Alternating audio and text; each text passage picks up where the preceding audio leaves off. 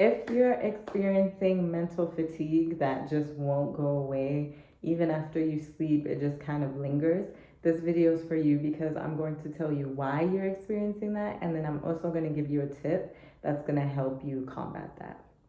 So, let's start by understanding that the fatigue that lingers, or we can even say burnout, it happens because your nervous system does not get to ever switch off. You do not give your nervous system a chance to switch off. So, what I mean by this is you're constantly in a stressed or emergency mode, okay? And so, if this mode does not get switched off or time to recover, then it eventually will get locked on, and then that's what leads to the fatigue that lingers, okay? So I want to make you aware of how you are perpetuating this state of constant stress. So when you wake up, a lot of the time, just the alarm clock going off is stressful. Like, that's why you wake up in like a that's stress, right? And then you get ready for work in a hurry. You are in a stress state because you are rushing, right? You get into your car, you get into traffic, and now you're stressed just even thinking about work and everything that's waiting for you. You might be stressed about the traffic lights that keep not turning green fast enough. You might be annoyed or stressed about how people are driving in the morning, all going to work. That's all stress state. Now, when you get there, now you are still in a stress state because work, emails, shareholders, meetings, your boss, coworkers, all of this is stressful, right? So I think you can kind of see the theme here. Like, you are constantly in a stress state. When does your nervous system get a time to shift down, right? So unless you're aware of this, you won't know to break these stress cycles that you're experiencing throughout the day. And then you get home, and instead of actually relaxing, most people sit down in front of Netflix. And once again, you are still you're still in a stress state and you're not actually relaxing. People think Netflix or maybe wine is like a way of relaxing, but your nervous system is still switched on. Your brain is still working, right? You are not giving yourself the time to rest. So actually, when you go to sleep, this is why for some people they have trouble falling asleep, or when they do fall asleep, their sleep is not quality, so they wake up still feeling fatigued, right? So it all kind of ties back to that. So now that we're aware of how we are perpetuating these stress cycles and not breaking them, I want us to talk about, okay, how to break them, right? Firstly, let's understand that when you feel yourself maybe, let's say during the workday, when you feel yourself getting to the point of like mental fogginess, you're not really able to think clearly, things that usually come to you easily, it's a bit hard for you to even say, okay, what's 16 plus 16? That is when you know that, okay, you've kind of reached your end, and it's time to break the stress cycle. We get up, we walk away, we go take a walk outside, get some fresh air, maybe you do some jumping jacks, but we need to actually detach from whatever is causing the stress. So usually that would mean get up from your desk, go take a walk, or go chat with someone that has nothing to do with work, right? Just fully mentally detaching. That's one way to break the stress cycles.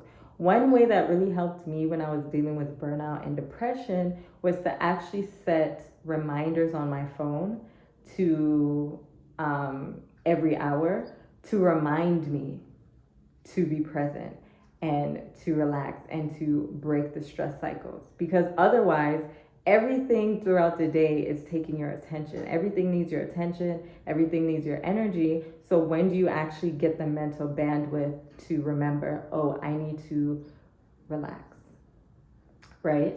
And also remember, if you are currently dealing with burnout, that means that you've been in a unconscious state of habitual behaviors for a long time. So those habitual behaviors have now culminated and your ROI, or like your return on those behaviors, is the burnout or is the constant fatigue, right? So you are unconscious of all of this. Now you're conscious because you're forced to be conscious of it. Now you're constantly fatigued. Now you realize that your sleep is poor. Now you realize that you have no motivation. You're not as happy, right? You're not as joyful. So now you're forced to be aware. But the goal is to actually prevent burnout. And the goal is to prevent that lingering fatigue, right? So in order to do this, we have to remain mindful. We have to remain conscious that, hey, my behaviors are going to eventually catch up with me. So when my behaviors catch up with me, do I want it to be burnout, or do I want it to be clarity, or do I want it to be responsible leadership? Do I want it to be strategic, right? Strategic leadership.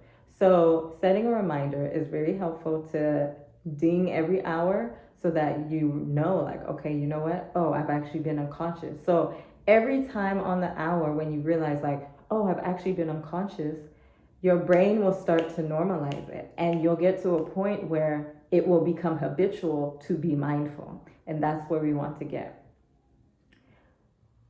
Once being mindful is habitual, and once you're able to catch your stress cycles and disrupt your stress cycles on your own habitually, jackpot. So that's the point we want to get to, okay? So, okay, we spoke about the awareness, the stress cycles, breaking the stress cycles, and understanding that all of these things that cause us stress, number one, they're outside of us. We can actually manufacture joy. We can manufacture clarity. We can manufacture all these things inside of us. Constant stress and burnout, a lot of the time, comes from us reacting to things externally, right? And or looking for things externally. Whereas we can actually manufacture these things, but it takes a level of mindfulness, it takes a level of clarity, and it takes a level of mental fitness. So while we are still building up the mental fitness, we need reminders to remind us, right? To break us out of that unconscious state. So I hope this helps. Do try it out and do let me know if it works for you. So try this out for me. I always say about 30 days. I think after 30 days consistently, you'll start to realize that number one, you're more aware, you're living less unconsciously, and number two, that you're starting to feel that, okay, the shoulders aren't so tight, my jaw's not always clenched, my fists aren't always clenched out. So I really hope this helps.